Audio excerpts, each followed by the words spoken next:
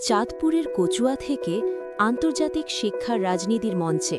কেউ কি জানেন তিনি এখন চাঁদপুর ১ আসনের সংসদ সদস্য? ৬ মার্চ ১৯৫৭ সালে জন্ম নেন আ.ন.ম এহসানুল হক মিলন।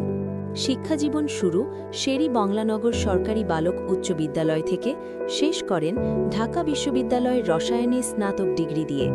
১৯৮২ সালে যুক্তরাষ্ট্রে গিয়ে new York institute of technology থেকে MBA অর্জন করেন এবং বিভিন্ন কলেজের শিক্ষক ও রসায়নবিদ হিসেবেও কাজ করেন। ২০০১ থেকে ২০০৬ সাল পর্যন্ত তিনি শিক্ষা প্রতিনিধি ছিলেন এবং ২০২৬ সালের জাতীয় সংসদ নির্বাচনে তিনি চাঁদপুর ১ আসনের সংসদ সদস্য হিসেবে নির্বাচিত হয়েছেন। জনপ্রিয়তার নতুন অধ্যায় শুরু। শিক্ষা, গবেষণা ও দেশ নেতৃত্বের সমন্বয়ে গড়া এক জীবনের গল্প। এটাই এহসানুল হক মিলনের অসাধারণ যাত্রা।